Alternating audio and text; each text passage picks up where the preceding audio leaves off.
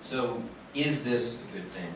That's the question. And there's two sides of the issue, and I think we've already heard them both articulated in varying ways. The optimism side, I think one representative of it is Al Gore.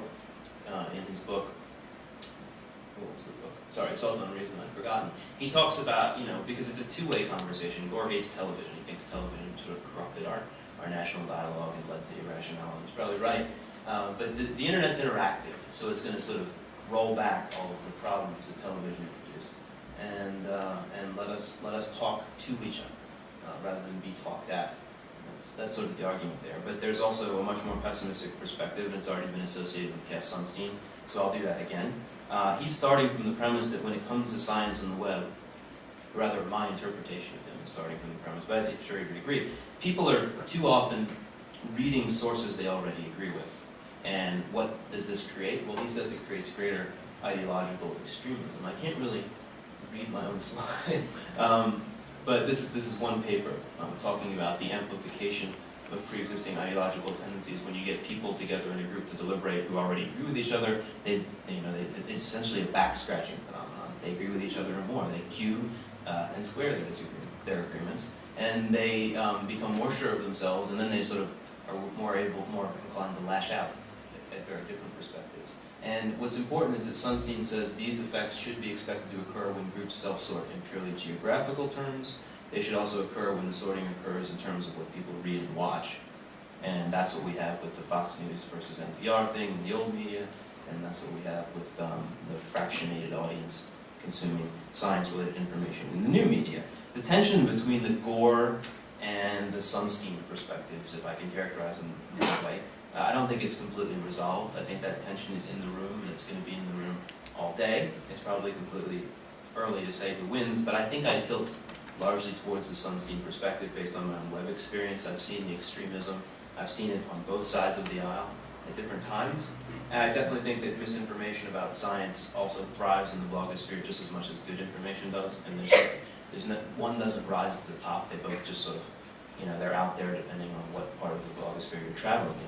I should give blogs their due and talk about the good side first. First of all, we have to acknowledge they influence the mainstream media. They're being consumed by the mainstream media and being created or brought on board, this is a blog of the New York Times, by the mainstream media. So the separation is becoming less and less. And you have to take blogs seriously, and you have to recognize that they have this important influence. Their audiences might be small, but they're influencing the journalists who have bigger audiences, or they're becoming part of the publications that have bigger audiences. For science itself, certain science blogs can create a really important intellectual discourse and can actually lead, I think, to the advancement of knowledge. This is realclimate.org would be an example of that, where if you go in the comments, you've got serious scientists having a dialogue with one another, framing new research questions. It's almost like you've got the American Geophysical Union meeting, but it's right there. And so that's very valuable. And another thing that's very valuable is, when something big and stupid happens, like when George Will writes a column, the bloggers can attack it and take it apart. And we really did this beautifully. In 2009, he made this stupid claim. According to the World Meteorological Organization, there's been no reported global warming for more than a decade, or 1/3 of the span since the global cooling scare, which is also focused. And so this relies on basically a statistical trick, which is because 1998 is, according to some accounts, the hottest year. Therefore, there's been no warming since 1998. So if you start with the highest point in the trend, the highest point of all, then you can sort of make the trend look like it's down, but in fact, the much larger trend is up. And so, we leapt on him, the bloggers leapt on him, we skewered him, we destroyed him, tarred and feathered him, etc. And the Post had to respond. They had to respond. They didn't actually, ever quite correct him. He was factually in error, or at least he was, doing the lies, damn lies, statistics game. But they did, they published a column by me on the op-ed page, my rebuttal to him. And the head of the World Meteorological Organization also wrote a letter that they published. So, I think that we taught George Will his lesson. I think that we needed the blogosphere to do that. I think he probably still thinks he's right. But there are definitely the negatives. They're captured very well in this cartoon. So just take a look at that. I question whether science blogs, for the most part, reach beyond the science aficionado public. We've already had this point raised. My sense is that for the most part they don't. There might be moments when they do, but too often they don't. I think that there's often this negativity, and I mean not just anger, but an alignment towards just critiquing and blasting and blowing things up, and always saying something negative rather than something positive or constructive. That's the someone is wrong on the internet. I must refute it. I must refute it now. And even if their spelling's wrong, I must refute it. And we've already mentioned the this pissed me off approach, and the fact that it's an insane time sink. I don't think that's already been said.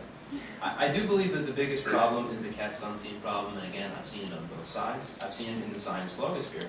I think that in terms of groupthink, back-scratching, extremism, I think the #1 place that's occurred is around the issue of science and religion, where you really have very, very strong ideological atheism in the science blogosphere, and it pats itself on the back, and it becomes more and more sure of itself and less capable of dialogue with people who view science and religion very differently. The epitome of this is P.Z. Myers and his driving a nail through a communion wafer and putting a picture of it up on science blogs. The biggest moment in some ways that I'm aware of in the science blogosphere, where definitely you got beyond the science aficionado public to a broader public, because a lot of people know about this. A lot of people were very shocked by this. But what does, is it a form of engagement? Is it, creating a dialogue with people who think differently? I don't think that it is. And we critique this in the book, and we have many, many, many arguments with P.Z. Myers. Same thing on the other side of the political aisle. Blogs are a rallying point, we've already heard this, for the anti-global warming folks.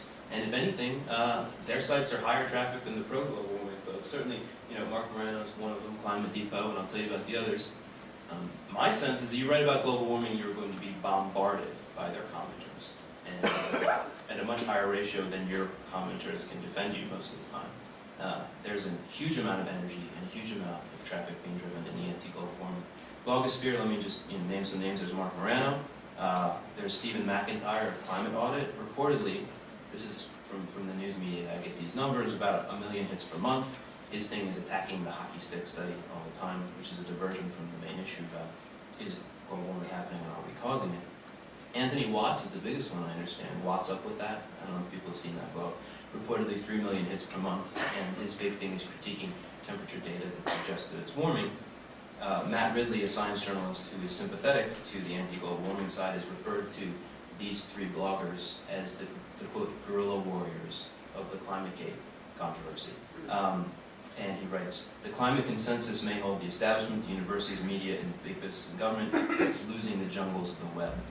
And I completely agree with them. I think they have huge audiences. They feed things to the conservative media, and I think they blow minor things in climate science out of proportion, and then the conservative media take it up, and that's what happened with ClimateGate. So it's the Sunstein phenomenon. And of course it happens on the left, and here's me being attacked kind of in a cute, innocent way on an anti-vaccine blog. I'm the drug industry's newer go-to guy in the media, and I want to know where my money is, because I defend vaccines. So that's the threat, and I know I'm going too long.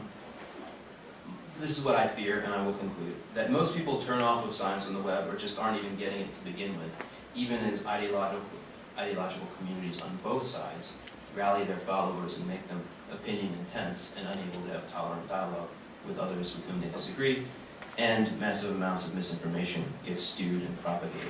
And I'm afraid that's what I see happening too often. Thanks.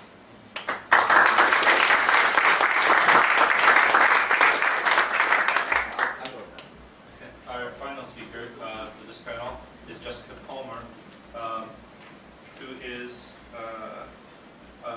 she has a blog called Bioephemera.